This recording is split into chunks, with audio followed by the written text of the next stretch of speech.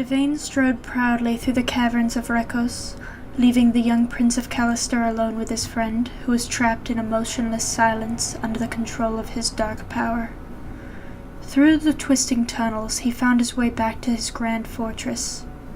The high stone walls cast a faint shadow in the dim inner chamber, which loomed over the softly churning waters of the vast river just beyond. Dovain breathed in the cold air of the caverns deeply, a triumphant smile still cast over his sinister lips as he strode through the doors of the fortress toward his chambers. It was getting late, and he would need to rest if tomorrow was going to go as he planned. Tomorrow he and Princess Rachel would be married, and Kennedac would belong to him. Not that it didn't already. After all, Salvador was his servant, so rightfully he could take whatever he pleased from the boy. But it would be much more satisfying for the princess to offer the city to him. In her desperation, she would do whatever he asked of her, even to become his bride. The Guardian's descendant was now under his control, and soon Princess Rachel would be as well. The Dark Lord scoffed slightly as he thought of Atticus, planning to hold true to his promise to release the boy after the wedding ceremony. The young Prince of Callister posed no threat to the God of Darkness. He was a mere annoyance. So it seemed that all was falling into place perfectly. The gypsy girl Justine had swayed Salvador's mind and caused him to be driven into the forest into Dovain's waiting clutches. The goddess's battle axe had been melted down into harmless silver crowns, which would soon sit atop his and his lovely bride's heads. The kingdom of Kennedac had been surrendered to him, and soon he would be able to relocate himself and his exiles to the surface again. And the goddess would not be able to interfere, for he had claimed the land through marrying the princess, who was blessed and appointed by the heavens to choose whom she may to be her king. His revenge would be complete, and he would return to the world above with a vengeance.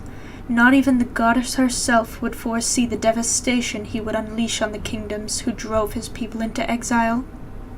What a marvelous image, Dovain thought as he pushed the doors open to his chamber. Ah, but there she was. He had left her there the night before, after strangling her to death, the insolent gypsy who had betrayed his bride-to-be. She had been of some use in corrupting Salvador, but her usefulness had quickly dwindled. Her lifeless form lay sprawled at the end of his grand bed, a grey paleness cast across her fair skin. Slowly he strode closer, gazing down coldly on the body with a critical look. He wondered for a moment what he should do with her, knowing that Salvador would be bound to stumble across the corpse if he left it lying about. So, with a sigh, he bent and scooped her up in his arms. His fingers grazed across her arm, and her skin was unimaginably cold. He shuddered a bit, genuinely disturbed for a moment. But he shrugged his shoulders and held her lifeless form closer to him as he kicked open the door to his chambers and retraced his steps through the fortress.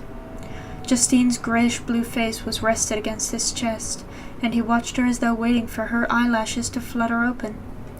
But the purple marks around her neck reassured him that she would not be waking up. The cold air of the inner chambers met him again as he stepped back out into the caverns and began walking toward the river. The pier which stretched out over the water's surface seemed like miles long as his boots fell heavily on the floorboards.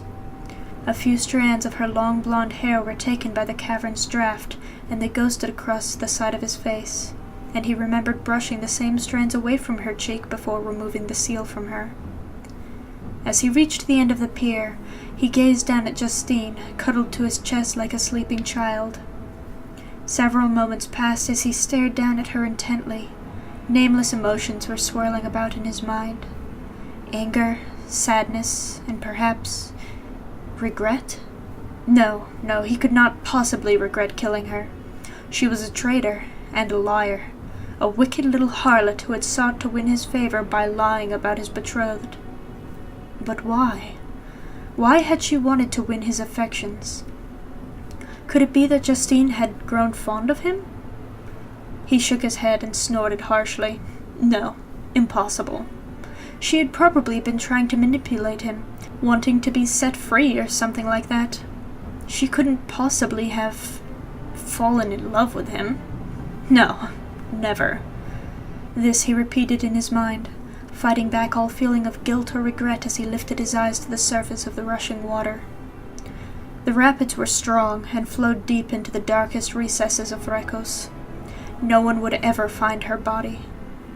With a final glance down at the girl in his arms, he released his grip around her, and she tumbled from his grasp. The sound of the splash was deafening in his ears, and he winced a bit at the broken silence. Her body instantly vanished, taken by the rushing water. And thus his problem was solved, and nothing could interfere with his plans. Or so he thought. For what the Dark Lord did not know was that he had overlooked one vital detail. He was weary, and his emotions were clouding his mind. He had been careless, and when he had lifted the girl's body from off of the bed, he had not heard the soft clink as a crystal earring fell from her ear to the floor.